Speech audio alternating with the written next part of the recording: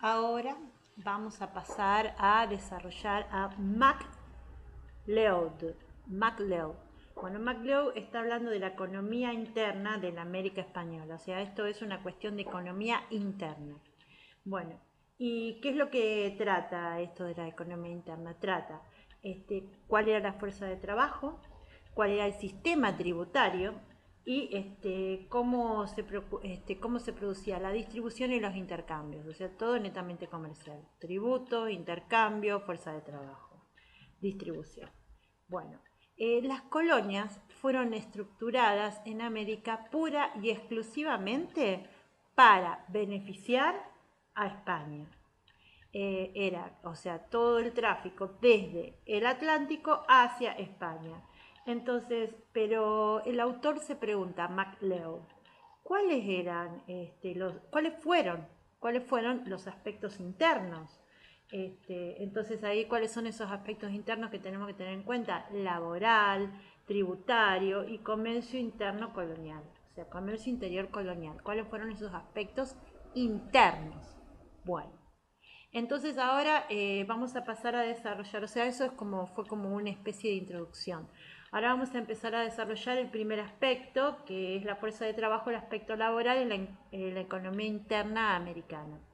Bueno, entonces, luego del saqueo, o sea, luego del saqueo para pagar a los expedicionarios, se comenzó con la explotación de la mano de obra indígena.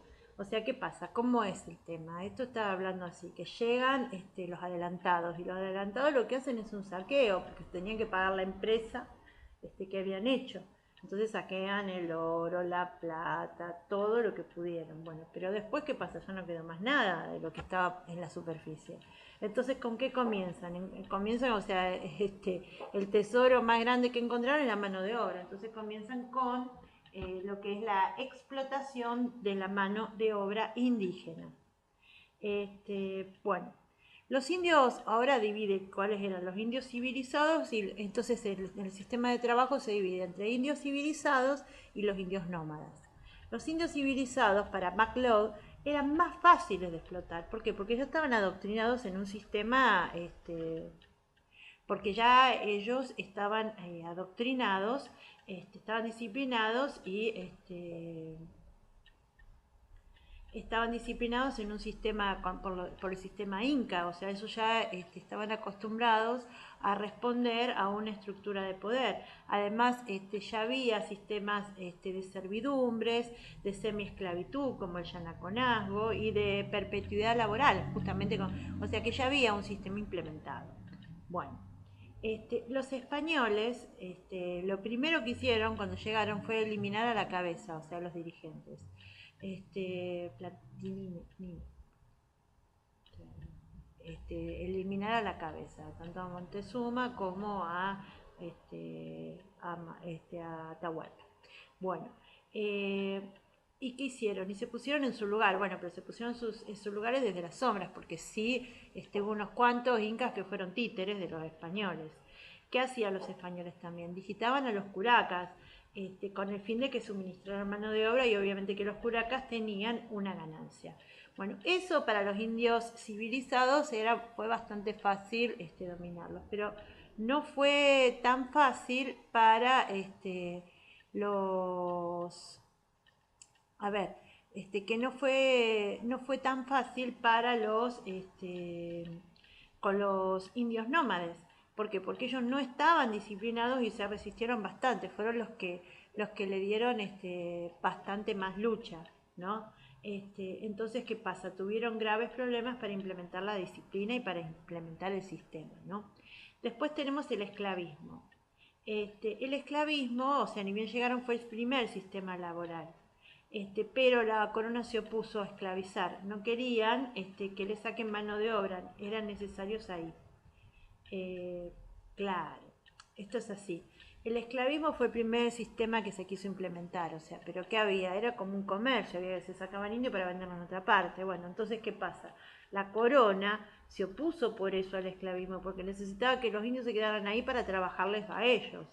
Bueno, entonces, ahora tenemos entonces el primer sistema que se utilizó en la historia fue la encomienda. La encomienda viene o el primer sistema, o sea, posterior al esclavismo fue la encomienda. La encomienda viene a desplazar, a reemplazar al esclavismo. ¿Y a quiénes se beneficiaban? Se beneficiaban a la élite de conquistadores. O sea que en lugar de darle tierra se le daba un conjunto de trabajadores, de manos de obra. Era un sistema, la encomienda era un sistema de redistribución de mano de obra. Era un sistema contractual, se establecía un contrato. En este contrato de encomienda se firmaba el encomendero, lo firmaba con la corona, donde se le entregaba una cantidad determinada de trabajadores o de mano de obra de indios, de mano de obra incaica, indígena, para que le trabajaran. Estos no recibían nada a cambio, nada material a cambio, pero sí el encomendero tenía la obligación, por firmar en el contrato, de protegerlos, de cuidarlos, de evangelizarlos, de representarlos. Bueno, estaba destinada solo a los grupos pudientes, a los grupos de los conquistadores. Bueno, se le otorgaba un número de indios bajo su cuidado material, o sea, les tenían que dar de comer, y también espiritual, y su protección. Y ellos tenían que dar trabajo. La encomienda era vitalicia. Esto es importante, que la encomienda era vitalicia, pero no era hereditaria. Y el control de la encomienda se controlaba y se regulaba a través de la corona, a través de las providencias. La corona tenía una regulación absoluta de lo que era la encomienda, ¿no? ¿Qué pasa? Estas encomiendas, estos encomenderos cometieron grandes y graves abusos. Entonces, empezaron a tener bastantes presiones por parte de los humanistas. Uno de ellos fue Fray Bartolomé de las Casas, que fue nombrado por el Consejo de India como protector de indios, pero también la particularidad que Fray Bartolomé de las Casas fue encomendero, o sea que es bastante vidrioso el tema. Bueno, los encomenderos, bueno, tenemos que decir así también como los hacendados, o sea, las haciendas, y también como las plantaciones, eran un sistema feudal. El encomendero era un señor feudal que tenía sus feudos, tenía sus trabajadores que le respondían como al señor. Tenían castillos, tenían dotes, pero ¿qué pasa? Este sistema solo duró unas cuantas, 3 generaciones, y después se disolvió porque justamente por las leyes que lo prohibían, y además también porque cae por su propio peso, porque se fueron quedando sin mano de obra. ¿Qué pasó? Algunos, bueno, se quedaron, algunos encomenderos volvieron a ser pobres otra vez. En cambio otros, que tenían más visión comercial, se la veían venir de que se iban a quedarse sin este sistema, entonces empezaron a diversificar su capital. Y entonces estos empezaron a invertir en minas, en haciendas, en plantaciones, en ganado, a comprar tierras. Empezaron también a armar ejércitos con ese capital que estaban obteniendo. Empezaron a armar ejércitos con el fin de conquistarle nuevas tierras a los indios. Digamos que fueron un poco más inteligentes, ¿no? Bueno, después tenemos acá otro título dentro de lo mismo, que habla de los repartimientos forzosos. Los repartimientos forzosos fueron una forma de paliar el grave descenso demográfico que había. Hubo un grave descenso demográfico, los indios iban muriendo por diversas causas, entonces una de las formas, y había que seguir explotando las minas, y había que seguir explotando las haciendas. Entonces, ¿qué pasa? Se empezó a reclutar forzosamente mano de obra. Y para eso, para este reclutamiento forzoso, se utilizaron instituciones indígenas preexistentes en los repartimientos forzosos. Bueno, tenemos la mitad peruana y el repartimiento mexicano, el reclutamiento mexicano. O sea, tenemos la mitad peruana y el reclutamiento mexicano. ¿Qué era la mitad? Entonces era una especie de trabajo obligatorio que debían prestar los integrantes de un ayllu, que era como un tributo personal que debían pagar directamente al Inca. En este caso, el Inca, al ser reemplazado por el español, ese tributo de prestación personal, que era por turno, lo tenía que prestar al español. ¿Qué pasa? Además también era la afectación, esto es importante, era afectación de mano de obra a una obra en particular, a una locación en particular. Que podría ser una obra particular como por ejemplo una mina, o podría ser también una construcción, o sea, alguna obra que sea de naturaleza vital para el Estado. La diferencia con la encomienda, o sea, los repartimientos forzosos, se diferenciaban de la encomienda porque cobraban un salario, se pagaba. Y también, bueno, lo que venimos es cómo se resquebraja este sistema de repartimientos forzosos, porque hubo muchos pagos de sobornos. Había muchos indígenas que no querían cumplir este servicio porque era muy gravoso, además se moría mucha gente, entonces pagaban por su libertad y eso se lo pagaban al curaca. Entonces cada vez había menos porque al curaca le venía más a cuento cobrar eso que enviarlo a su turno. Este sistema fue una explotación extrema, específicamente con el virrey Toledo, en Potosí. Este, También otra de las cosas de la explotación, que se puede decir como una particularidad, como una nota de color, es que a veces para poder irse antes del turno renunciaban a su salario. Y ese salario se lo embolsaba el curaca. Estos son los sobornos que van rompiendo por dentro este sistema de repartimientos forzosos. Este, Después también había jueces repartidores, o sea, había que era por encima del curaca. O sea, porque era así, llegaba la mitad gruesa, que eran 13.500 mitallos. Esta mica gruesa después se dividían en tres y esas tres partes que se dividían se llamaban mitad ordinaria. Bueno, entonces el juez era el que determinaba el juez repartidor era el que determinaba a dónde iban cada uno. Bueno, entonces estos jueces recibían soborno de todos lados, tanto de los mitallos como de los dueños de las minas que necesitaban mano de obra. Bueno. Bueno, ahora vamos a seguir con el aspecto laboral y vamos a hablar de los peones y vamos a hablar de los negros. Bueno, los peones. Los peones eran específicamente en las haciendas, en el campo. Su origen, bueno, eran familias campesinas. ¿Qué hacía esa familia? Se construían una choza, criaban animales y cultivaban. O sea, eran ganaderos y agricultores, pero digamos que eran familias de agricultores, ¿no? De campesinos. ¿Y para qué hacían esto? Para su subsistencia. Eh, a cambio, el patrón de la hacienda, a cambio de servicios de hacienda para el patrón. O sea, en este caso era lo siguiente. A los peones de campo se les daba una tierra para que cultivaran, para que criaran esos animales y se construyeran su choza. Entonces, a cambio, estos peones tenían que prestarle trabajo, o sea, servicios de hacienda a su patrón. Era un contrato que les convenía a ambas partes. ¿Por qué? Porque el peón se aseguraba la subsistencia y el patrón le daba tierras que no estaba produciendo, tierras periféricas, y se ahorraba de pagar mano de obra. Estos eran libres, pero los peones de las minas, los peones de minas y los peones de las grandes obras estaban atados a su trabajo. Bueno, después tenemos a los negros. Se empiezan a importar negros a partir del siglo XV aproximadamente. Fueron entrando cada vez más a América y su destino era principalmente las plantaciones. ¿Por qué empezaron a entrar cada vez más? Bueno, porque en menos de 20 años descendió de una manera brutal la población indígena. Los negros esclavos ya directamente era la esclavitud legal, venían esclavizados servían para reemplazar a los indios en las minas y en las plantaciones. También en las minas, también sobre todo para los indios que se morían o los que se enfermaban o los que huían.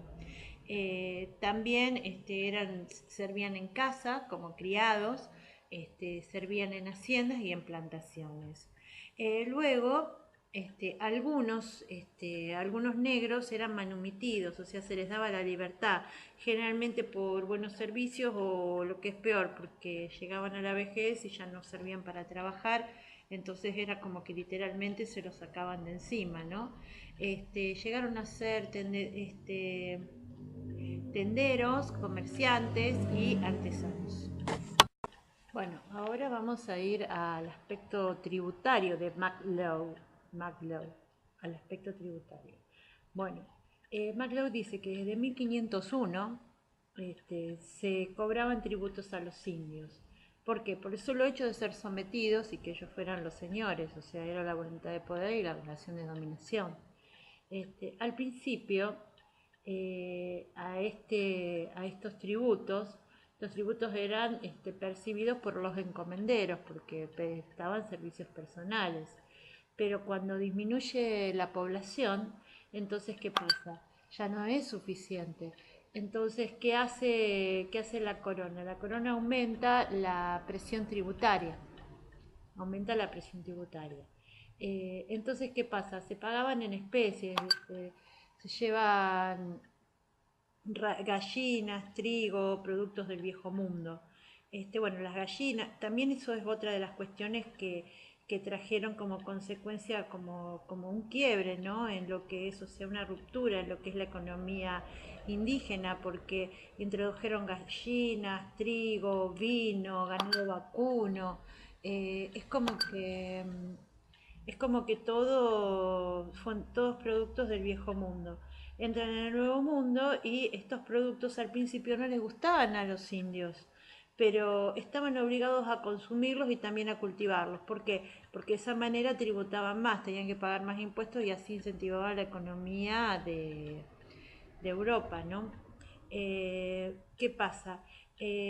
Después se empieza a introducir, que es lo que ya habíamos investigado, el pago de tributo en metálico, sobre todo para pagar el trigo.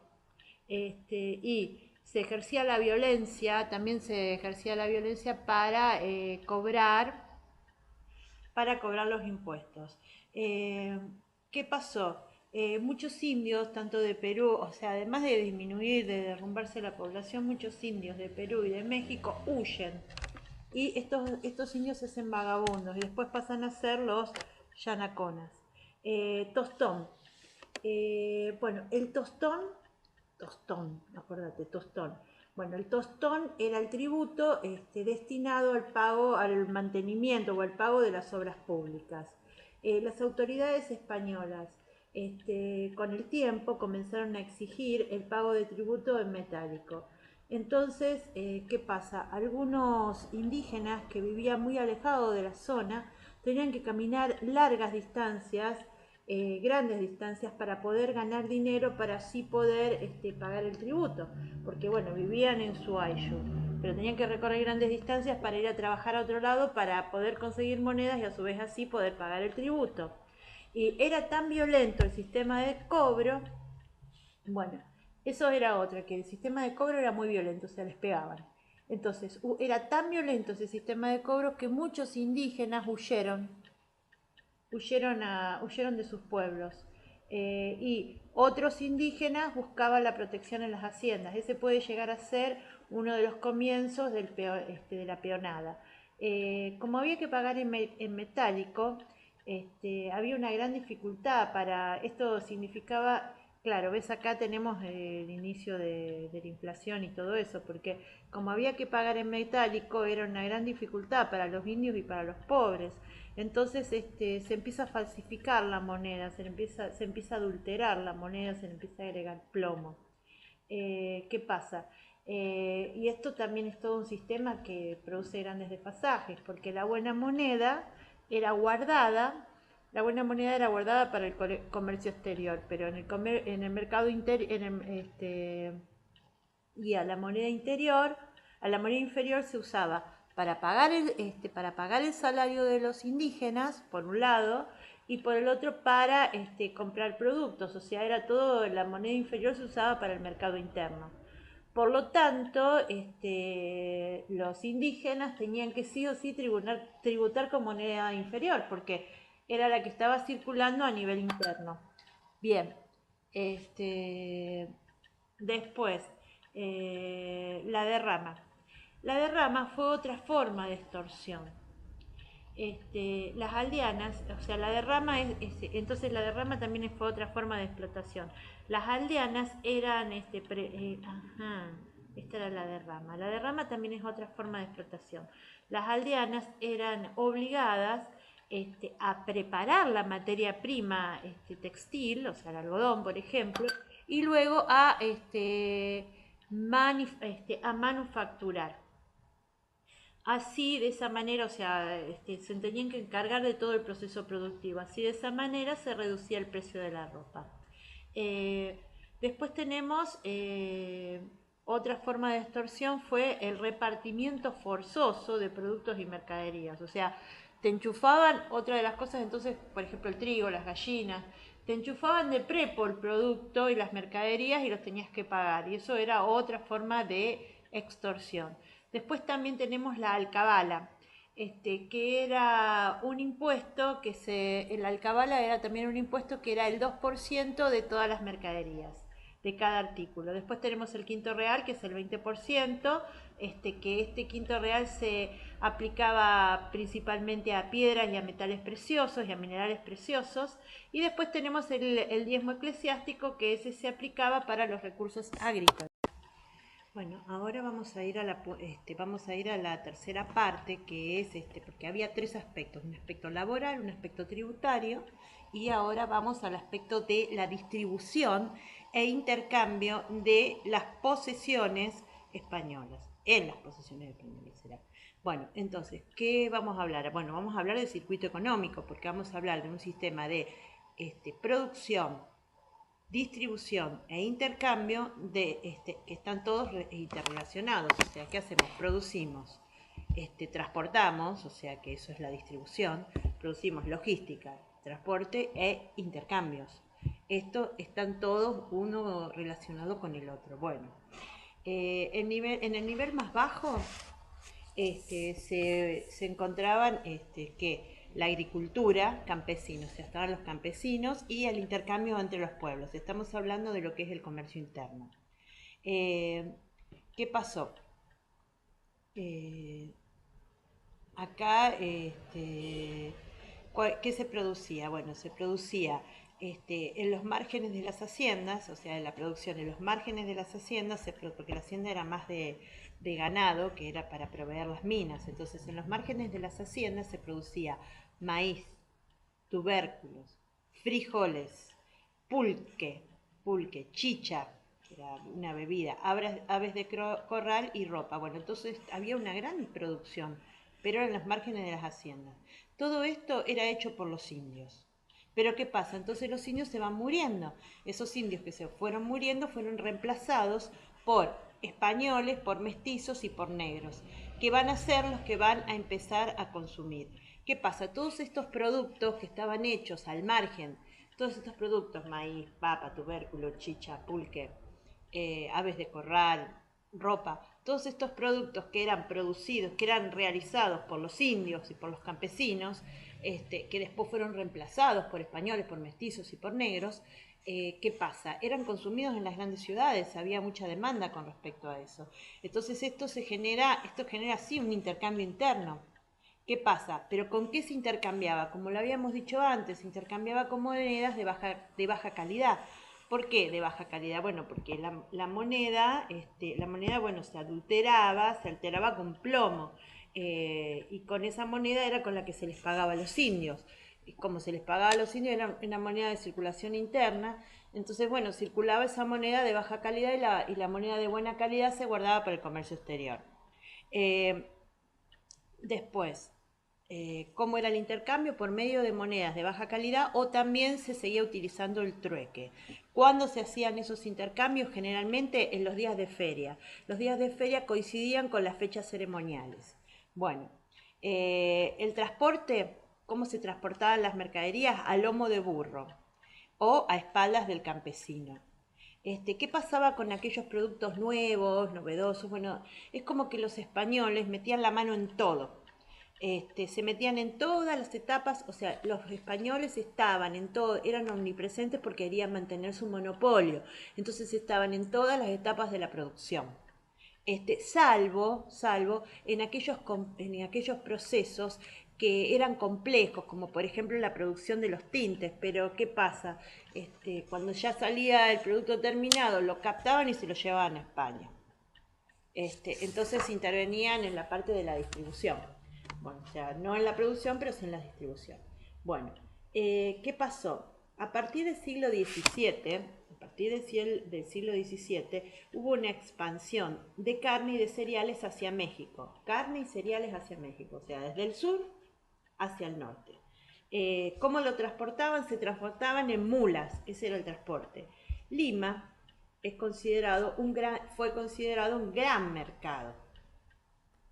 Los productos llegaban, o sea, Lima, digamos que Lima y México eran los dos grandes mercados, eran los dos grandes virreinatos. Los productos llegaban de todas partes de América. Y también, o sea, era ese comercio interior, y al interior, pero también los españoles traían productos básicos desde España en los barcos. ¿Qué pasó? Otra de las cuestiones que fueron sucediendo también en el interior de los virreinatos es que los mismos españoles incentivaban a la especulación. O sea, el que tenía más dinero, el que contaba con un depósito para guardar, guardar los materiales, guardarlos para generar escasez y esperar, o sea, y especular a la alta o a la baja. Y en eso, o sea, eran motivados por los españoles y en eso ayudaban mucho los cabildos. Bueno, después tenemos las alóndigas como albóndigas, pero alóndigas.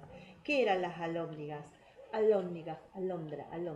Bueno, las alóndigas eran almacenes de acopio, o sea, eran donde se acopiaban como silos de productos básicos y servían para contrarrestar los efectos de la especulación. O sea, si queremos sacar algo en claro de todo esto, tenemos que decir que había especulación, pero la especulación era en manos privadas y ayudadas por los cabildos. Bueno, después las alóndigas eran depósitos también, almacenes de acopios que servían para contrarrestar, donde se guardaban productos básicos y servían para contrarrestar los efectos de la especulación. Bueno, después también otra categoría que tenemos son las licencias de monopolios. Las licencias de monopolio eran licencias que se otorgaban desde el cabildo y los que eran dueños de todas esas licencias era la oligarquía que dominaba el cabildo. ¿Qué pasaba con los productos perecederos? Bueno, había distintos tipos de productos. Los que eran perecederos, como las frutas, por ejemplo, esos no se acopiaban. O sea que, digamos que no había especulación, no se acopiaba y el cabildo solo se destinaba a distribuirlos. ¿Cómo era la ruta de distribución? Bueno, la ruta de distribución tenemos Potosí. De Potosí, La Paz, Cusco. Potosí, La Paz, Cusco, Lima, Callao. Y de allí al norte, Acapulco, México. Entonces, Potosí, Cusco. No, Potosí, La Paz, que es la otra capital. Potosí, La Paz, Cusco, Lima. Potosí, La Paz, Cusco, Lima, Callao. Y de ahí a Acapulco y a México. Bien, perfecto. ¿Qué eran los obrajes? Bueno, los obrajes eran talleres manufactureros, que acuérdate que también de los obrajes sale la derrama. Los obrajes eran talleres manufactureros. ¿Y a dónde estaban? Estaban tanto en México como en Quito. También tenemos, o sea, los obrajes eran talleres. También tenemos obrajes para viñedos y para olivares. Eso en Chile. ¿Cómo se pagaba el comercio? A través del trueque o a través de la moneda que era de baja calidad. Cada colonia produjo su propia moneda. Había mucha falsificación. Digamos que la moneda de Perú no la quería nadie porque se aceptaba, era plata adulterada, se aceptaban en el comercio pero se hacía descuento. Y en México la moneda era más confiable. Y el metal bueno, ¿qué pasaba? Era como los dólares, en ese momento era el metal, era atesorado y después era utilizado para el comercio exterior. Y después porque además también era utilizado para comprar esclavos, porque los esclavistas pedían plata. Bueno, y ahora vamos a iniciar con la minería y el autor es Bakewell. Bueno. Los españoles recorrieron de punta a punta el Nuevo Mundo en busca de yacimientos, en busca de yacimientos. Ese fue el motor fundacional. O sea, el motor fundacional, digamos, el motivo esencial por los cuales los españoles y recorrieron de punta a punta el Nuevo Mundo fue para buscar yacimientos minerales. Por eso se dio la rápida explotación y poblamiento de lugares donde había minas, o sea, donde había minas, digamos que la población y la expansión, o sea, fue exponencial. Bueno, poblamiento, ¿dónde se fueron poblando? En el Caribe, claro, los principales lugares donde se fue poblando fue en el Caribe, donde llegaron, en Nueva España, que es México, y en Perú. Bueno, se extendieron rápidamente y al ritmo de que se extendieron rápidamente también se fueron extendiendo los circuitos económicos, justamente por la plata que podían extraer. Todo eso fue a causa de la minería. ¿Cuáles fueron? Entonces, claro, porque acá lo que pasó fue lo siguiente, que al explotarse la minería también se explotaban ciertos circuitos económicos, porque era una cosa a cambio de la otra, era una cuestión de circuitos económicos porque había comercio, había ofertas y demandas. Entonces, ¿qué es lo que venía de España en este circuito económico? Venían tejidos, vino y hierro. Eso venía de España. De África, esclavos, y de Oriente, sedas y especies. Ese era el circuito económico. O sea, de América salían los minerales y de España venían tejidos, hierro y vino, también trigo. No, el trigo se me plantaba acá. Tejido, hierro, vino. De África venían los esclavos y de Oriente venían las especias y las sedas. Bueno, que se dirigen a las poblaciones mineras. Todo esto era dirigido a las poblaciones mineras y ahí es donde cerramos el circuito económico. Bueno, productos importados a las minas. Este era el comercio exterior. Entonces, claro, esto era el comercio exterior que teníamos: tejidos, vino, hierro, que venía de España, más los esclavos que venían de África, más las sedas y especias que venían de Oriente. Y en pago iba la plata, que empieza a circular en donde, en el Nuevo Mundo, entonces ahí en el Viejo Mundo, entonces ahí cerramos ese circuito. Bueno, el comercio interno. El comercio interno, digamos que la misma minería estimuló el desarrollo interno, la misma minería. Y en Perú lo que tenemos es, tenemos también, en Perú también lo que encontramos es el mercurio, que era el metal base para poder realizar la amalgama. Con la extracción de ese metal arranca el circuito, claro, ¿ves? En Perú tenemos la clave porque del comercio interno. En Perú podemos extraer el mercurio, y el mercurio es la extracción de este metal justamente para dirigirlo desde México a Perú, que es donde está el Potosí, para poder realizar la amalgama que necesitaba fundamentalmente el mercurio. Entonces es lo que puso en marcha lo que es el circuito económico interno. Bueno, y después para la extracción de metal, y bueno, porque era un producto necesario para la extracción. El comercio interno. ¿Qué tenemos como comercio interno? Había sedas, granos, vino de la costa peruana y de Chile, ganado, mular y lanudo en el Río de la Plata, textiles de Perú y Quito.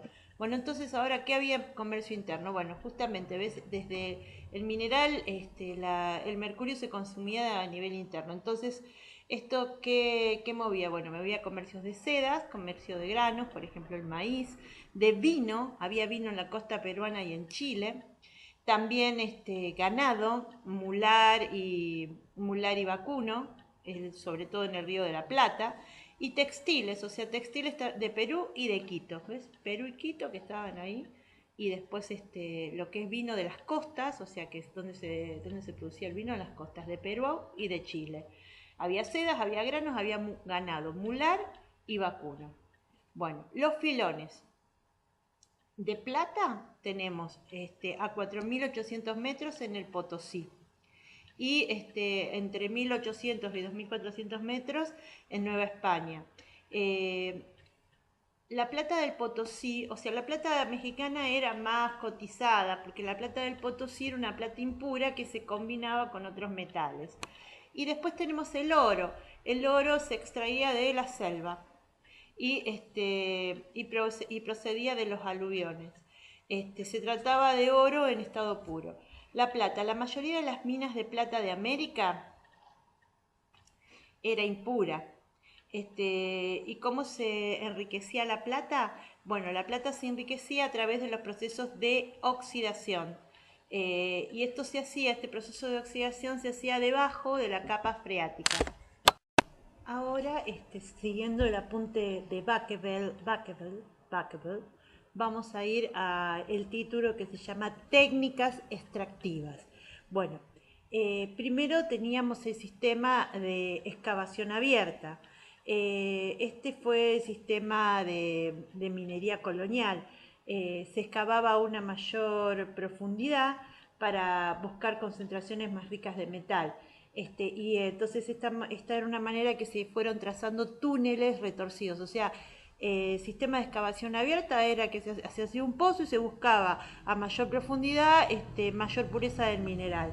Y entonces se fueron haciendo un sistema de túneles retorcidos.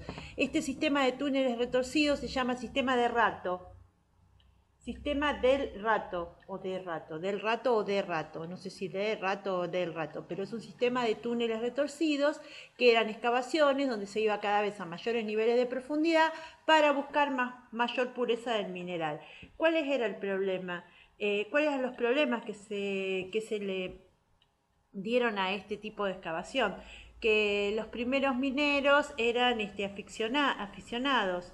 Entonces no había una racionalización, o sea, no se excavaba racionalmente, o sea que no había un sistema, no había un diseño, ¿no? Y entonces, ¿qué pasa? Además, por otro lado, tampoco había racionalización y la corona, con tal de obtener el metal, daba plena libertad, o sea que no había una organización. Y después, el mayor problema que tuvo este sistema de excavación abierta, que era el sistema de túneles retorcidos, el sistema de rato, es que se fue reduciendo de una manera drástica la mano de obra. Bueno, ¿cuál es la primera mejora? Bueno, la primera mejora fue el sistema de socavones. El sistema de socavones fue una cierta racionalización, o sea, antes no había racionalización, ahora fue una racionalización de las explotaciones subterráneas. Bueno, desde la superficie se conectaban con galerías interiores de la mina. Bueno, entonces, ¿qué pasa? Entonces, el sistema de socavones, bueno, fue una primera mejora, también al sistema de excavación abierta. Se seguía excavando hacia las profundidades, pero había una cierta racionalización. Los socavones, o sea, ¿por qué? Porque había una conexión de las galerías interiores de la mina, o sea, eran galerías interiores de la mina que se conectaban. Bueno, y estos sistemas de socavones lo que permitían era una mejor ventilación y un mejor drenaje. Ventilación y drenaje. Bueno, también facilitaban esta ventilación, este drenaje, a su vez de la interconexión de las galerías, facilitaban el drenaje del agua que había y también la extracción, drenaje, extracción de minerales y de escombros, o sea, era un poco más racionalizada la explotación. Bueno, después la segunda mejora fue las bombas para el drenaje. Esto es muy importante, bombas para el drenaje, se trataba de bombas aspirantes y impelentes, porque en el interior de la mina había agua, entonces se necesitaba, para poder seguir excavando y haciendo túneles, para poder llegar a una mayor pureza del mineral, era necesario una bomba impelente y expelente, aspirantes y impelentes y aspirantes. Bueno, la bomba, era accionada, la bomba había sido accionada por fuerza humana. Y el agua se elevaba mediante bolsas de cuero que se arrastraban por unos túneles inclinados. Bueno, entonces, había bombas de drenaje. Estas bombas eran accionadas por la fuerza humana. El agua que se extraía de las bombas se colocaba en bolsas de cuero y era cargada por una mula humana hacia el exterior de la mina. Y a través de qué, bueno, para poder hacerlo más sencillo, se iban transportando a través de túneles inclinados. Bien. Bueno, acá lo explica. las bombas de drenaje de las minas, o sea, acá tenemos que se llegaba a una estación, ahí descargaban, llegaba a otra estación, ahí descargaban, llegaba a otra estación. Necesitaban, las bombas necesitaban de pozos verticales. Las estaciones de las bombas se encuentran a distintos niveles, entonces necesitaban de pozos que fueran verticales y las estaciones de las bombas se encontraban a distintos niveles. Bueno, desde un nivel se bombea el agua a un nivel superior, hasta que el agua bombeada sale a la superficie. Esta agua es usada para la planta de proceso de la mina. El agua se recircula tanto como sea posible. Se trata de casi no disponer de agua del ambiente. El agua se hacía circular y salía agua caliente y retornaba agua fría, elevación, condensación, circulación. Bueno, entonces se utilizaban las leyes físicas, porque ¿qué pasa? ¿Cómo se hacía? Se trataba de un pozo, las bombas de drenaje. Bueno, las bombas de drenaje se trataba de un pozo vertical. Dentro de ese pozo vertical se drenaba el agua a través de la bomba, se aspiraba el agua y el agua subía a un nivel superior. De ese nivel superior subía a otro nivel superior y de ese nivel al exterior. Bueno, entonces así se iba aspirando el agua. ¿Y qué pasaba? El agua que estaba en el inferior, en el nivel inferior era caliente, entonces salía agua caliente y volvía agua fría. Se hacía circular el agua. Se hacía circular el agua porque se hacía lo mismo también, o sea, se hacía por evaporación, condensación y circulación. El agua se evaporaba, evaporación porque era caliente, condensación, condensa y luego circula. Se hacía circular el agua porque ¿para qué se usaba esa agua que se drenaba? Para los procesos que se hacían en el exterior de la mina, justamente porque el agua era uno de los elementos fundamentales para la mina. Bueno, la segunda mejora, la segunda mejora tecnológica que recibieron las minas fue el sistema de malacates, que era como un sistema de grúas, como las grúas que tienen los jeeps. Entonces, ¿para qué era? Este sistema de malacates era para la extracción, porque era muy pesado, era para la extracción de aguas y de minerales. Este, Estaba construido por un tambor en el que se elevaba un cable unido a una jaula, en una máquina que sirve para el ascenso o descenso de materiales y personas por medio de una jaula. Entonces el sistema de los malacates era como un ascensor. Entonces era un cable de hierro, un cable de acero, que estaba accionado por un tambor y tenía una jaula. Esa jaula subía y bajaba materiales, minerales, subía y bajaba minerales y también el agua y los minerales. Eso era algo muy importante también. Entonces el sistema de malacates, el sistema de drenaje, el sistema de racionalización a través de la extracción por socavones, o sea que había una mayor racionalización porque había una mayor conectividad, los túneles se fueron haciendo inclinados, entonces era como que además también se empezó a hacer circular el agua. Bueno, y después tenemos la voladura. Bueno, que tenemos dos clases Bueno, la voladura fue utilizada en el Potosí en 1670. Bueno, y después dice, es la destrucción de una cosa utilizando explosivos y haciendo que salte por los aires. Bueno, entonces, ¿qué es la voladura? La utilización de explosivos. Y tenemos dos tipos de voladura. Tenemos la voladura a cielo abierto, y tenemos la voladura en el interior por túneles y galerías. La voladura a cielo abierto. Para arrancar material, plata, etcétera, desde su lugar, la voladura a cielo abierto era para arrancar el material a cielo abierto, pero desde su ocupación original, en el lugar original. Para que quede triturado y pueda ser cargado. Significa fracturar la roca. La voladura es para fracturar la roca o desprender algún elemento metálico mediante el uso de explosivos. Puede ser a cielo abierto, en galerías o túneles o debajo del agua. Se utilizan para la explotación de una mina a cielo abierto o en cantera. Las voladoras en túneles y galerías planificadas para la extracción de minerales en pozos para obtener o hacer reservas de agua. En Potosí se utilizaba la pólvora, se realizaba una perforación en la roca, se ponía el explosivo en un agujero y con la mecha detonante. Se tapa todo con un tapón que se llama taco y tiene que quedar sellado, si no, no tenía efecto sobre la roca. Si no, saldría el explosivo y el orificio como si fuera un cañón, claro. Bueno, entonces, acá lo que tenemos que decir es lo siguiente, que la voladura es la utilización de explosivos para la extracción de los minerales. La voladura puede ser a cielo abierto, cuando se tenía el mineral ahí y se ponía el explosivo para poder separar el mineral de la roca, o sea, para poder fracturar y así poder ser mejor transportado, o podía ser a través de galerías. Todo tenía que ser planificado. ¿Cómo se hacía? Bueno, en el Potosí fue utilizada la pólvora y como ahora se usan otros tipos de explosivos. Entonces, ¿cómo se hacía? Se hacía una perforación en la roca, se colocaba el explosivo con su mecha y después se le colocaba un tapón que se le llamaba taco. Tenía que estar muy bien sellado porque tenía que hacer una explosión hacia adentro, porque si era hacia afuera, ¿qué pasaba? El explosivo iba a tener el mismo efecto que la boca de un cañón. Bien.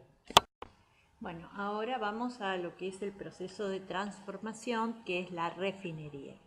Bueno, primero, el primer paso era desmenuzar. Bueno, entonces hay que desmenuzar la plata. La plata era desmenuzada en la mina, para eliminar los materiales inútiles. O sea, había que separar la paja del trigo. Eso es desmenuzar, o sea, como agarrar y empezar a separar con las manos. Bueno, refinería. La refinería ya es el proceso en sí de transformación. Y la refinería, bueno, es denominado también Hacienda de Minas. O sea, había dos denominaciones para la refinería. En Nueva España se llamaba Hacienda de Minas y en Perú se llamaba Ingenio. En los Andes se llamaba Ingenio, en el Potosí se llamaba Ingenio. Entonces, Ingenio Minero era la refinería y Hacienda de Minas era también la refinería, que era la denominación que recibía Nueva España. ¿Qué es la refinería? La refinería es el proceso de transformación. ¿Cómo se comienza? Se comienza con el material ya triturado, que ya había sido desmenuzado en la mina. Bueno, se trataba de un lugar muy amplio. Y en ese lugar tan amplio también había poblaciones mineras. Este lugar estaba cerrado por un muro. Había también almacenes, establos, lugares de alojamiento, o sea, era todo, por eso se está llamando como un ingenio, porque era como una ciudad. Por ejemplo, yo me imagino Potosí y me imagino que en todos los alrededores de la mina también había como, estaba amurallado, tenía como una muralla, tenía una pared y que era un lugar muy amplio donde también había establos, había almacenes y había lugar para que se alojen los mineros. Bueno, también en Potosí llegó a haber 65 refinerías. También contaban con una capilla y con maquinarias. ¿Estas maquinarias para qué eran? Se necesitaban maquinarias para poder triturar aún más los materiales. Llevaban desmenuzados, pero había que triturarlos aún más. Y también había tanques y patios que estaban empedrados, o sea, que estaban pavimentados. Contaba con patios pavimentados, algunos techados, pero con patios pavimentados para poder llevar a cabo el proceso de la amalgama. Como también había tanques con agua y cisternas. Había tanques con agua y cisternas porque en el proceso de la amalgama también llevaba tanques y cisternas, porque el proceso de la amalgama también llevaba agua. Entonces tenían que ser bombeada por una cisterna. El mineral, o sea, se recogía mineral que se llevaba desde la mina hasta el ingenio. Ahí en el ingenio, ¿qué hacía? Se concentraba y luego era triturado, o sea, se lleva primero desmenuzado, o sea, pedacitos de roca con metal. Luego, ese metal que se trasladaba, esas piedras que se trasladaba al ingenio, eran machacados a través de una trituradora, que subía y bajaba por un sistema, era machacado a través de una trituradora. Y esto se hacía hasta que quedara como al nivel de granos, como granitos de arroz, de maíz. Bueno, entonces, para garantizar el máximo contacto, de la plata con el mercurio en la amalgama, que era el paso posterior. Después tenemos entonces cómo era este proceso de transformación. Bueno, este proceso de transformación primero era la selección. La selección se hacía en la mina, se seleccionaba de las rocas que se sacaban de la mina, cuál era el que tenía el mineral y cuál no.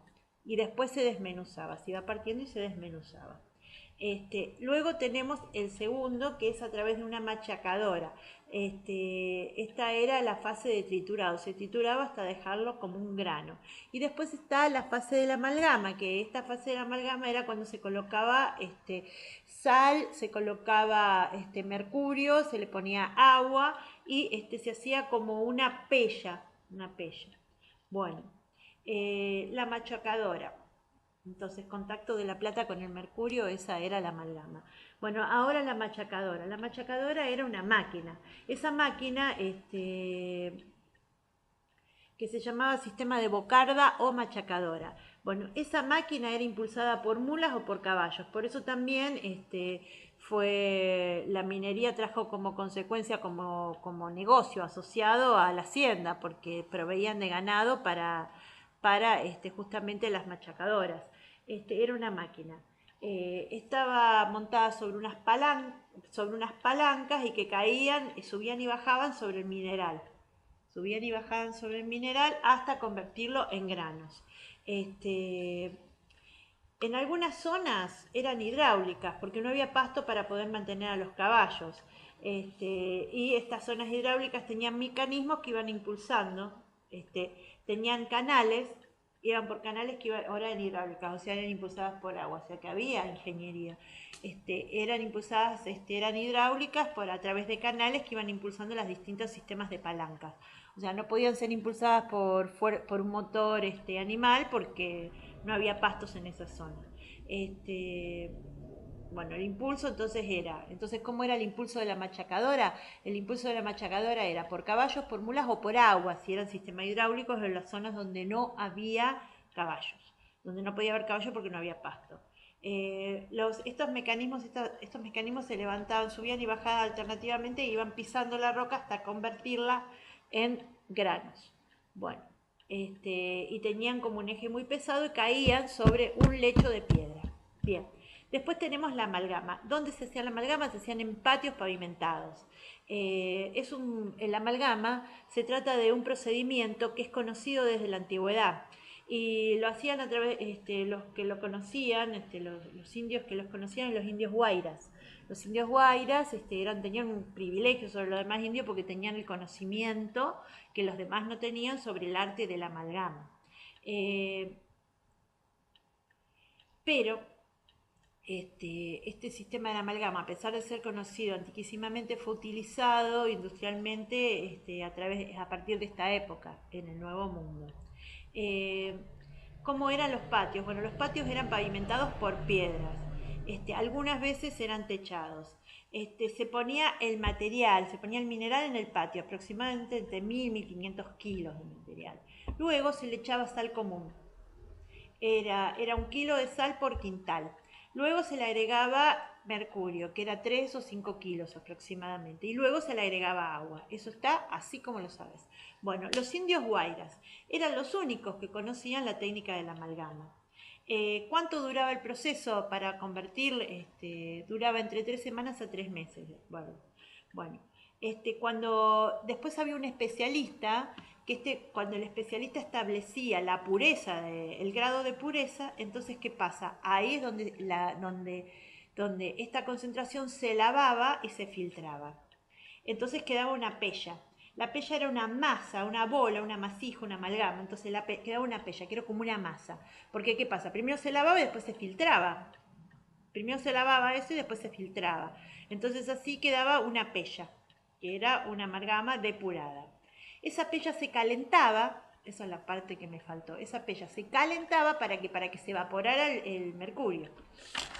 Y así es como quedaba el material terminado. Bueno, después, más adelante, otra innovación que se estableció para esto fue el uso del sulfato de cobre que trajo una mejora en la minería. Bueno, Otra técnica que se utilizaba era la técnica de la fundición. Para la fundición se utilizaba un horno y se fundía directamente el metal. Ahí se fundía el metal. ¿Cuál era el combustible que más utilizado? La bosta de llama, que es el carbón y la leña, que se podían llegar a altas temperaturas. Este sistema se desarrolló en Perú y en chacras, en charcas. Bueno, se desarrolló en Perú, pero acá lo que tiene que decir que se fundía el metal, se fundía el mineral era fundido en un horno y se utilizaba bosta de animal, carbón y leña para poder hacerlo. Bueno, después otra técnica que tenemos es el triturado. El mineral era triturado bajo un morray, que era una piedra con base curva, que se balanceaba de un lado a otro, o sea, como si fuera un molino. Entonces, ¿cómo se trituraba? Se trituraba bajo un morray, que era una piedra con una base curva que se balanceaba de un lado a otro para ir triturando el mineral. Luego, ¿qué hacía? Luego se fundía lo que se había triturado en un pequeño horno en forma cónica piramidal, de 1 metro de altura.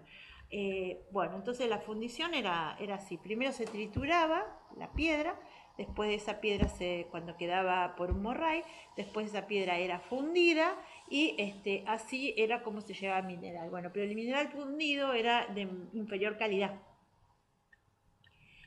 ¿Por qué? Esa la plata fundida contenía plomo, entonces era de menor calidad, contenía plomo, ¿por qué? Porque se le añadía el plomo para que el metal se pudiera fundir, entonces era de menor calidad, era plata baja. Bueno, y después había otra técnica que era una técnica de refinado de plata fundida.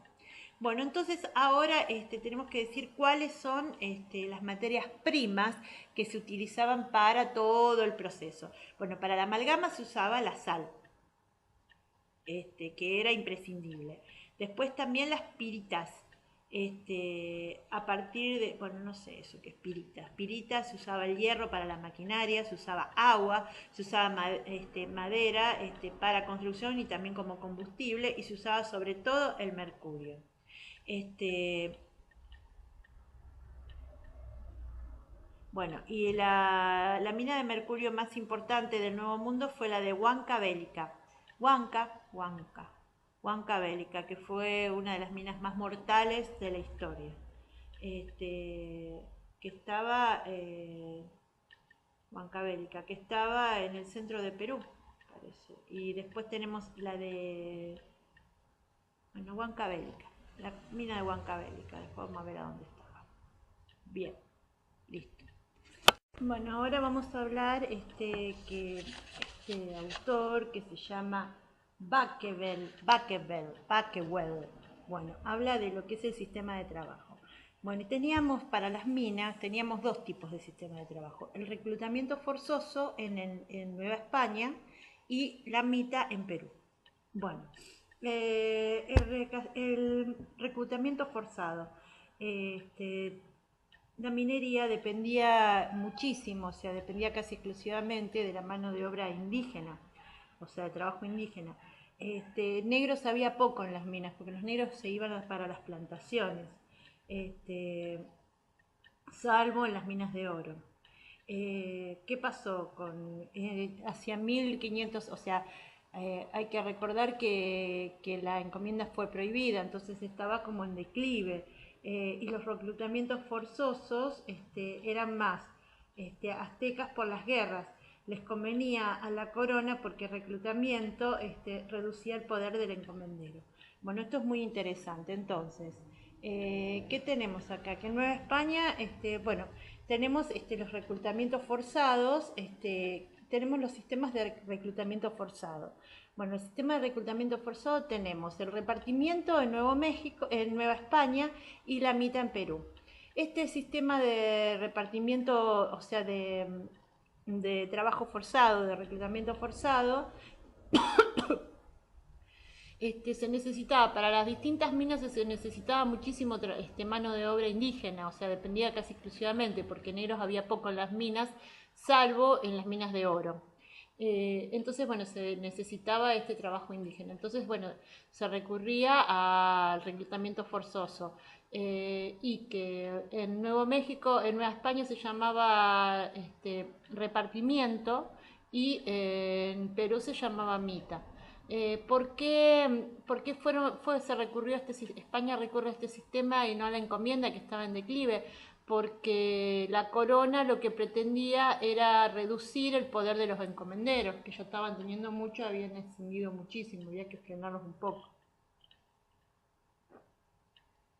Entonces, el reclutamiento forzado tenemos dos tipos.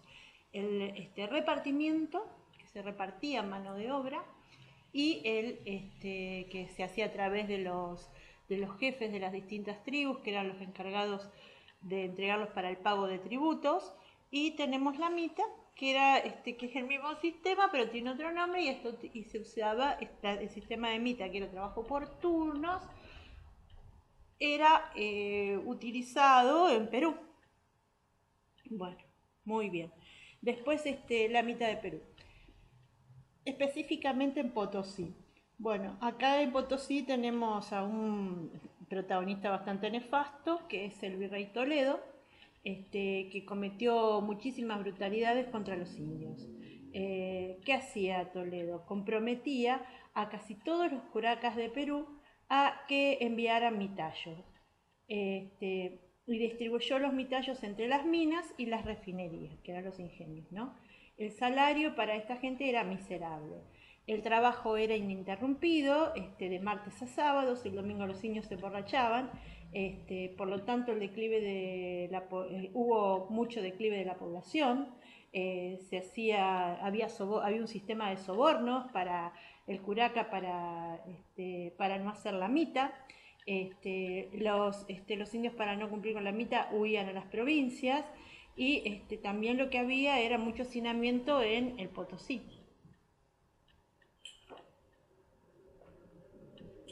Bueno, entonces vamos a retomar esto de Perú.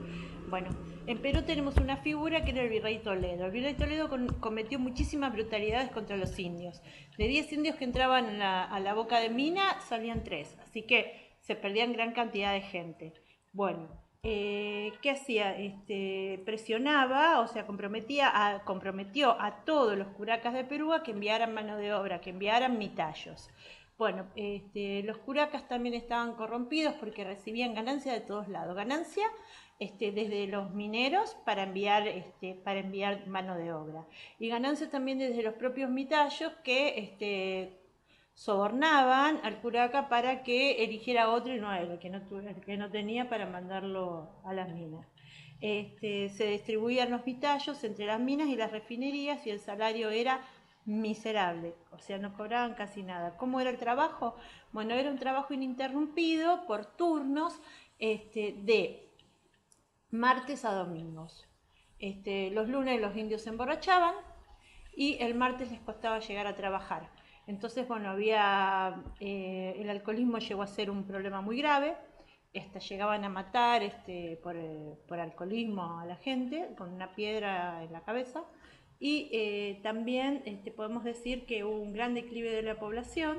Y también otra de las cosas que podemos decir es que había huida de los indios hacia las sierras.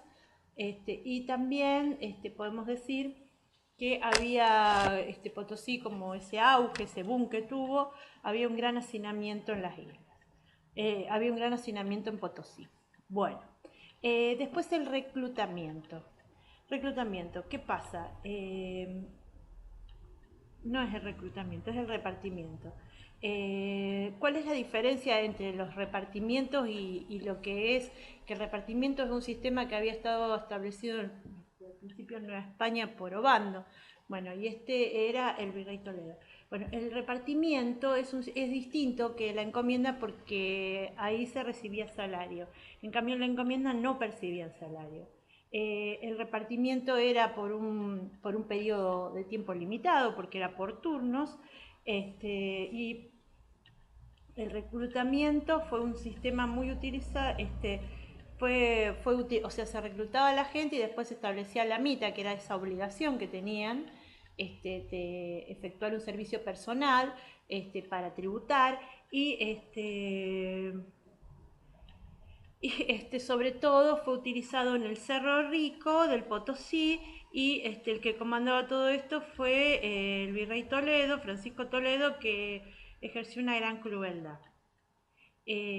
Con este sistema, con el sistema de reclutamiento, o sea, se reclutaba, era así, era el reclutamiento, se reclutaba mano de obra, a esa mano de obra se le pagaba un salario y el sistema que se utilizaba era la mita, bueno, en Perú.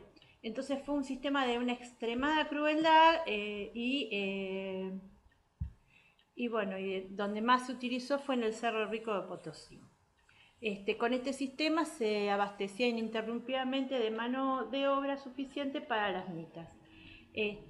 Tenemos 13.500 hombres, más o menos. Entonces, con el reclutamiento, bueno, tenemos la mita gruesa, que la mita gruesa es, a través del reclutamiento se abastecía de aproximadamente 1.300, 13.000 hombres, o 14.000, 13.500 hombres por año. Eran reclutados para la mina. Una vez en Potosí, a esa mita gruesa se la dividía en tres partes. Cada mita se la llamaba, a cada una de esas tres partes se la llamaba mita ordinaria. Tenemos 2 semanas de trabajo y 1 semana de descanso. Esas eran las tres partes. Claro, 2 semanas de trabajo, 1, 2 y 1 de descanso. Entonces, ¿qué tenemos entonces? ¿Cómo era el sistema? Era un sistema de reclutamiento. ¿Cómo se reclutaban a los mitayos? A través de los curacas, que estaban obligados a proveer mano de obra y tenían una ganancia en eso. Bueno, ¿qué pasa? Llegan los mitayos y más o menos unos 13.500 al año y a eso se les llama mita gruesa. Bueno, de esos 13.500 se los divide en tres partes. Entonces van haciendo turnos de 2 semanas y 1 semana de descanso. Esas son las tres partes y a ese se les llama mita ordinaria. ¿Qué hizo el virrey Toledo? Una vez que llegaban estos, distribuía los mitayos entre. ¿Qué hizo el virrey Toledo? Bueno, el virrey Toledo lo que hacía cuando llegaban, que estaba en Potosí, cuando llegaban a Potosí repartía a estos mitayos entre las minas y las refinerías. Bueno, había un sistema de tarifas, pero bueno, eran totalmente estafados. Porque bueno, depende del trabajo. El trabajo que más pagaba era el más duro, que era el que estaba en el interior de la mina, después estaba el trabajo para carrear y después estaba el trabajo para las refinerías, que era el que menos se pagaba. Entonces se pagaba más en el interior de la mina, se pagaba un poquito menos para transportar los materiales y se pagaba mucho menos para estar en la refinería. ¿Qué pasó? Bueno, esta es una de las consecuencias que también podemos inferir, o sea, lo podemos razonar, que es el despoblamiento. ¿Qué pasó? A causa de la mita, como se trasladaban poblaciones enteras, entonces sus sitios originarios, o sea, donde tenían sus cultivos, etcétera, fueron despoblados y sobre todo fueron descuidados se descuidan los cultivos, o sea, su sistema de vida. Además también pasaba de que como sabían que iban a ser reclutados para la mita, entonces muchos huían. Otros se compraban la exhibición. Los indios pagaban por liberarse de la mita. Era un negocio muy rentable para el curaca, porque sacaba más dinero que si el mitayo trabajara por su turno. Lo mismo, un mismo mitayo contrataba un sustituto o le pagaba al curaca para no cumplir la mita. Era un negocio para el curaca. Bueno, entonces, acá lo que podemos sacar en limpio es lo siguiente, que hay un sistema de tarifas, que ya lo dijiste bien. Acordate del sistema de tarifas, acordate que es Bakewell. Bueno, Bakewell es todo lo que es minería. Bueno, entonces había un sistema, acordate que los sistemas de reclutamiento de trabajo forzado estaba por un lado el repartimiento en Nuevo México y la mitad en Perú. Y a todos se reclutaban con trabajos forzosos. Bueno, entonces después tenemos que, por consecuencia de estos reclutamientos, de esta mitad gruesa y después la mitad ordinaria, como consecuencia de esto hubo muchos despoblamientos, muchos asentamientos completos quedaron sin gente, muchos huyeron. Y además también pasaba que que se empezó a establecer un gran sistema de corrupción, porque muchos para eximirse de la mitad le pagaban al curaca o contrataban un reemplazante que vaya por él. Entonces era un negocio para el curaca, porque el curaca iba a obtener más dinero, tenía más plata, más cantidad, más beneficios, si eximía que lo que le iba a rendir el turno de esa persona. Bueno, ¿cómo era la condición del mitayo? Bueno, la condición del mitayo era una condición de semi-esclavitud, o sea, era casi un esclavo. Este, bueno, las minas ¿cuáles fueron, una condición de semi-esclavitud? ¿Cuáles fueron las minas que utilizaron este sistema? Bueno, la mina de Cerro Rico en Potosí, la de Bélica, la de Huencabélica, que se consideraba un devorador de hombres. Entonces la mitad de Potosí, la mitad de la mitad de Potosí, la mitad de Huencabélica. La Huencabélica era la que se extraía el mercurio, se considera un devorador de hombres y todas habían sido comandadas por el virrey Toledo. Como consecuencia de todo esto que tenemos que hubo millones de indios muertos, millones de indígenas muertos. Bueno, ahora tenemos otro sistema que también tenemos que desarrollarlo, que es el sistema de no varías. Bueno, las no varías, es una categoría española, es una categoría que está trasplantada de España, y la novaría era un plebeyo que dependía, o sea, que se criaba, era un criado. O sea, la novaría era como un criado, que era un plebeyo que dependía de un noble. Y que no podía participar de la comunidad por su descendencia. En el Nuevo Mundo hubo categorías similares. Por ejemplo, en la Nueva España se llama laborío y en los Andes, los incas se llamaban yanaconas. Era para el trabajo en las minas. ¿Cómo eran los yanaconas? Eran unas condiciones, entonces tanto el laborío de los aztecas, o sea, de Nueva España, como los yanaconas de Perú, eran indios libres, con una condición de semi-esclavitud, o sea, dependían de un noble, en este caso el noble sería el dueño de la mina. Eran indios libres que no tenían lazos, errantes, y por eso eran captados para la mina, porque claro, no pertenecían a ninguna comunidad y tenían que proveerse de alguna manera de alimentación. En este caso morían, pero es muy probable que el grueso de los trabajadores de las minas de Potosí en algún momento fueron de yanaconas, con esa condición de semiesclavitud. Que, bueno, ahora vamos a pasar a otro título dentro de esto mismo, que es el trabajo asalariado. ¿Qué pasó? Bueno, ¿qué pasó con estas minas y todo esto? Que se moría mucha gente. Se moría mucha gente, sobre todo en Huencabélica, que ahí era como un devorador de hombres, pero era tan necesario el mercurio para poder producir la amalgama. Había derrumbes, había unas condiciones pésimas de vida, entonces bueno, se moría mucha gente y hubo mucho despoblamiento, entonces ya no era tan fácil, a pesar de que había un gran sistema de corrupción con los curacas, ya no era tan fácil conseguir gente. Entonces para poder atraerla se les paga un salario. Para poder conseguir se les paga un salario.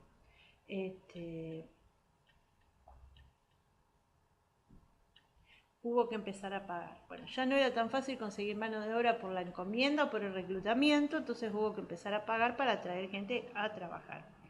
¿Qué pasó entonces a partir de esto?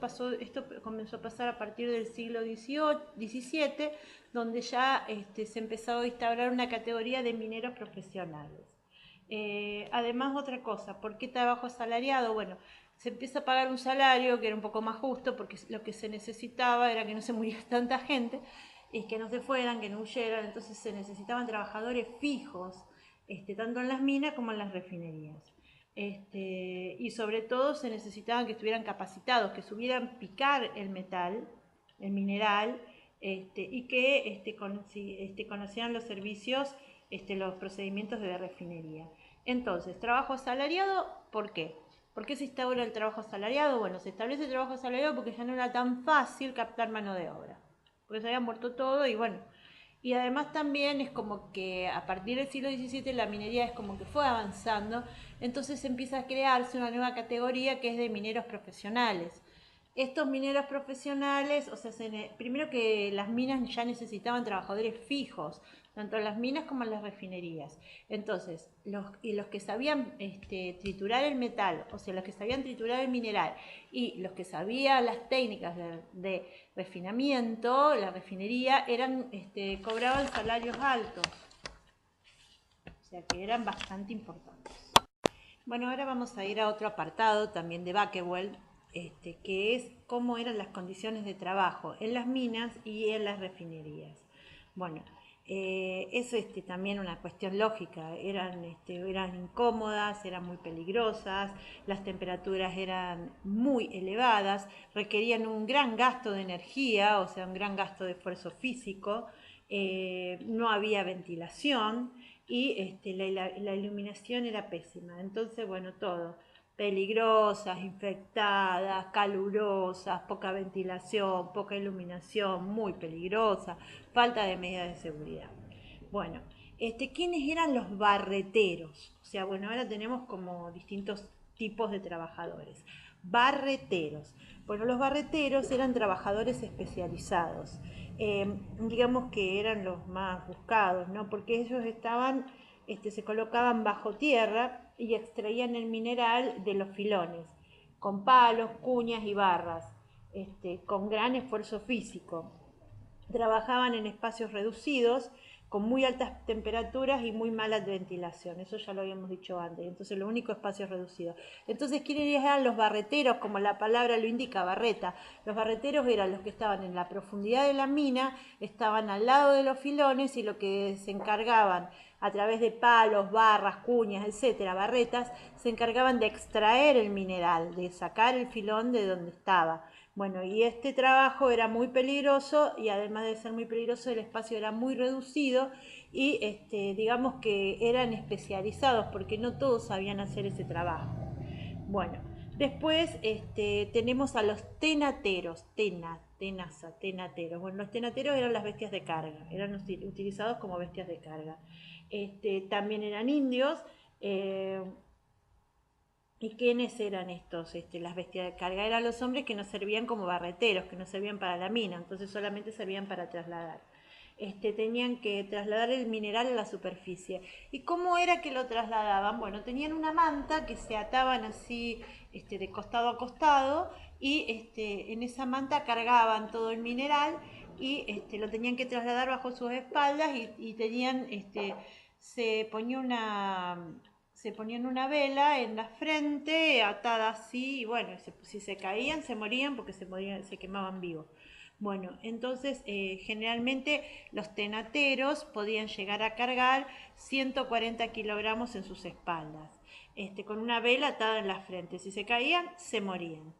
Después tenemos, o sea, los tenateros entonces se encargaban del trayecto por los túneles, que era el sistema de rato, que el sistema de rato eran todos túneles acanalados, interconectados por el sistema de socavones.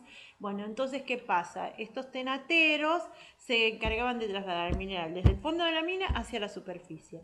Después tenemos a los acarreadores. Los acarreadores son los que portaban los recipientes para el mineral y son los que se encargaban, había escaleras y se encargaban de trepar por los túneles. Como subían por escalones, subían por escalones picados en la roca. Y hay que tener en cuenta que desde el fondo de la mina hacia el exterior podía llegar a haber 30 grados de amplitud térmica. Es terrible. Bueno, entonces, desde lo inferior al superior.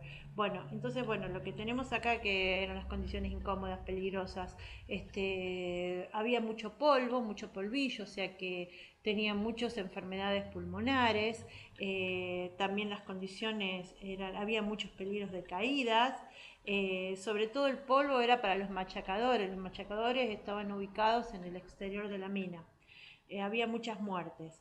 Bueno, después tenemos los machacadores, o sea que ya habíamos dicho cómo era, que primero era la de desmenuzar, machacar, seleccionar, machacar, hasta que quede con las machacadoras. Bueno, pero los machacadores que se encargaban de eso tenían enfermedades respiratorias y los amalgamadores tenían enfermedades por la contaminación del mercurio, se envenenaban.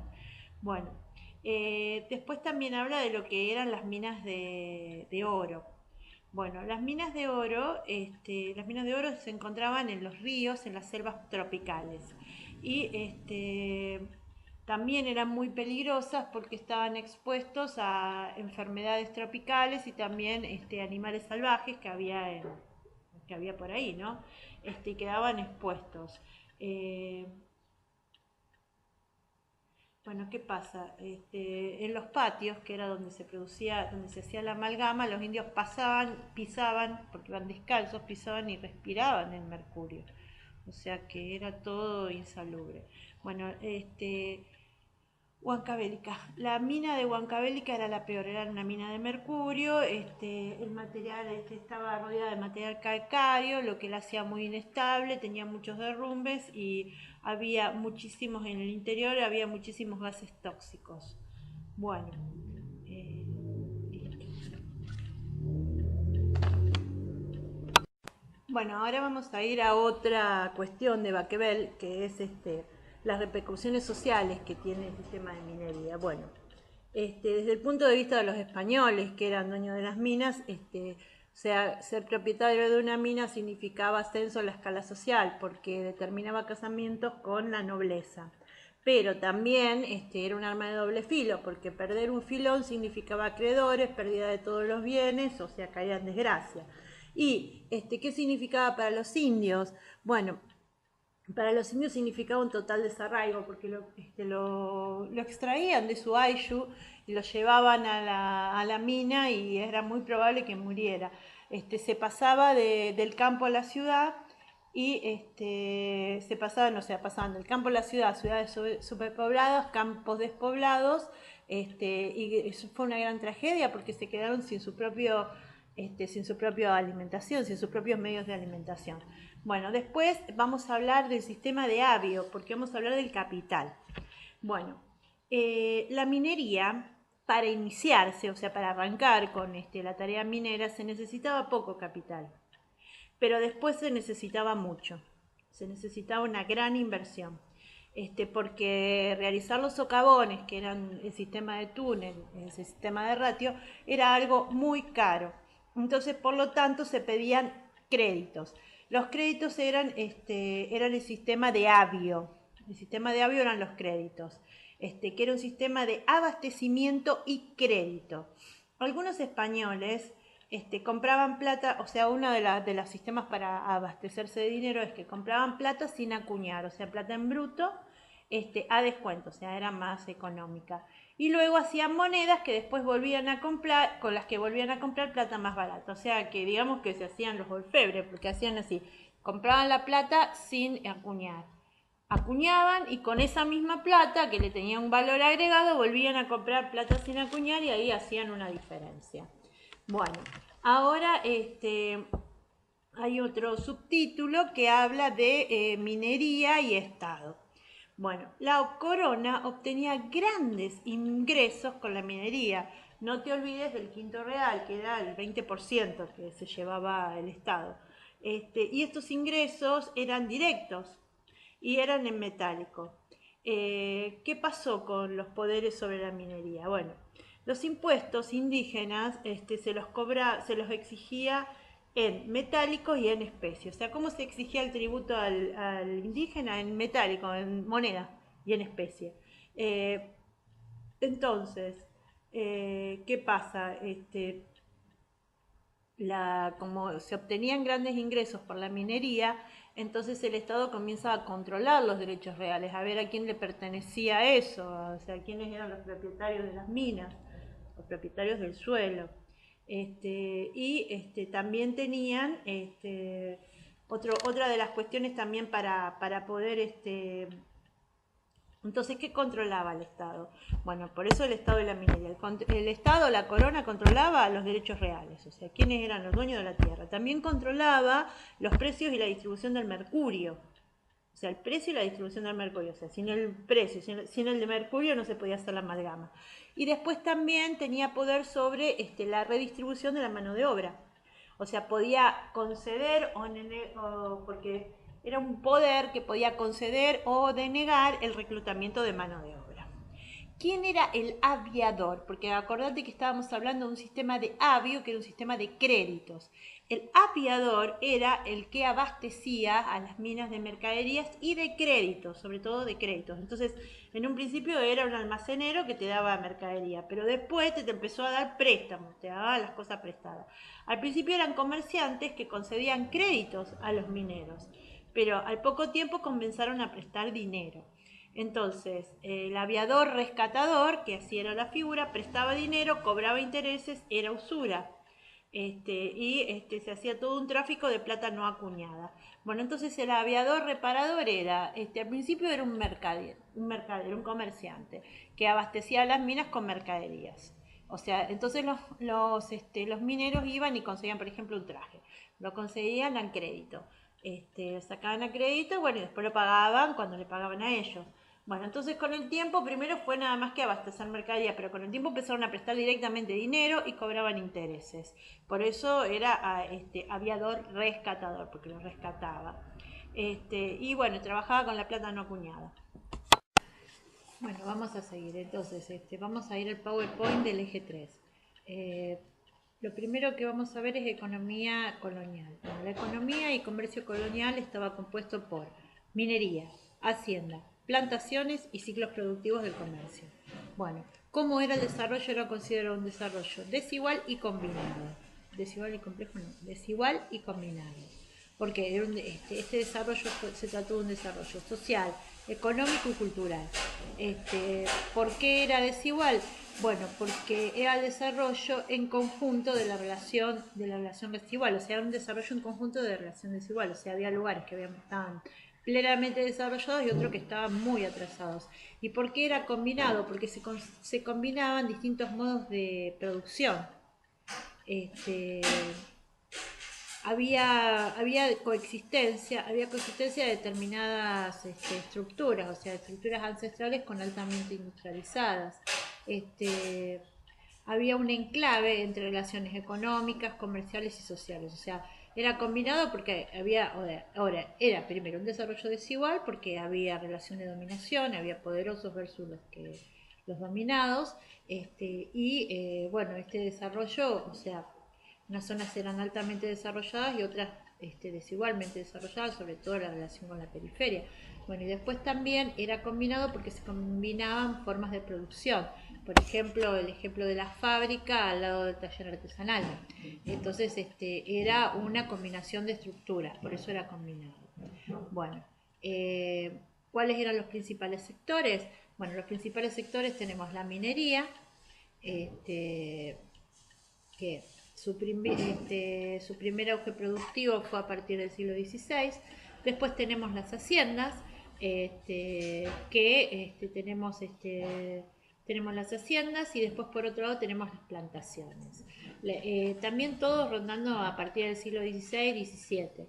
Y otros sectores que también se pueden dar es el sector textil y los obrajes. Sector textil y los obrajes que eran talleres de manufactura. Bien. Bueno, el siguiente apartado que está desarrollado en el PowerPoint es la minería de Hispanoamérica colonial. Bueno, ¿cuál fue la producción principal? La plata. ¿Cuáles fueron las técnicas extractivas? Al principio menos sofisticadas que la refinación. Bueno, entonces tenemos un primer sistema que es el sistema de Rato. El sistema de Rato era un sistema de túneles interconectados en forma de víbora, o sea, en forma ascendente. Y también tenemos los sistemas de excavación, o sea, de excavación abierta y de excavación profunda. ¿Cuáles fueron las mejoras? Los socavones, la voladura y los drenajes y las bombas, socavones, voladuras, drenajes y bombas. Bueno, después viene la refinería, que eran haciendas o hacienda o ingenio de minero. Bueno, la refinería, bueno, ya se trasladaba el mineral que se pasaba previamente, bueno, ¿cómo era el proceso? Bueno, era sencillo. Primero se extraía la piedra, después se la machacaba en el lugar por personas especializadas que separaban el metal de la piedra. Eso era cargado hasta la refinería. Y entonces en ese lugar se le pasaba una machacadora, que era bastante complicado el sistema, y quedaba pulverizada, quedaba como pequeñas piedras como si fueran granos. A esas piedras se las ponía todas se pasaba después al proceso de la amalgama. La amalgama, para la amalgama se utilizaban varias cosas, se utilizaba mercurio, se utilizaba sal, se utilizaba agua, se utilizaba piritas, o sea, se hacían muchas cosas, era bastante complejo. Se los rociaba, se los dejaba de 3 semanas a 3 meses, el proceso se lo tenía que determinar un perito, y luego eso se hacía una bola que se llama pella. Esa pella se calentaba, entonces cuando se calentaba se evaporaba y ahí es donde quedaba el metal. Bueno, ese era el proceso de la amalgama, que también con refinado, ¿no? Porque se separaba una cosa de la otra, bueno, pero también tenemos otro proceso que es la fundición. Pues ahí está, entonces, y también la madera se utilizaba como combustible, ¿no? Y bueno, y el mineral utilizado, el mercurio, lo teníamos en una mina que era la Huancavelica.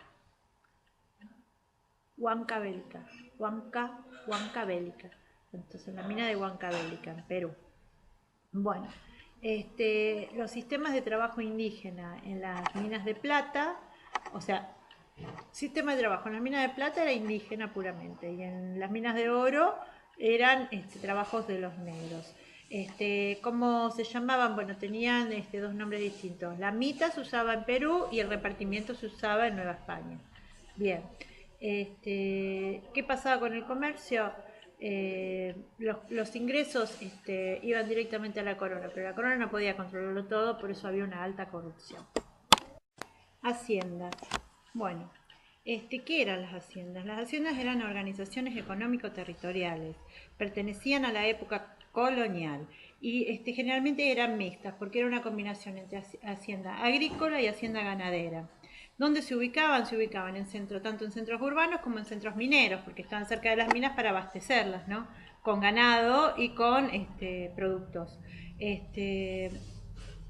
Tenía pocos propietarios, con escasa inversión de capital. Por un lado,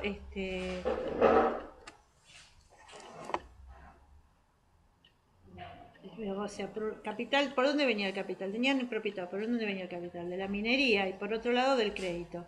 ¿Qué tenía acá? Bueno, tenía la mano de obra asalariada y era escasa, y se utilizaba el método del repartimiento. Bueno, pero acá lo que tenemos que decir es lo siguiente, que al principio tenía escasa inversión, pero después cada vez se necesitó más inversión, entonces había que recurrir al sistema de Avio, que era el sistema de crédito.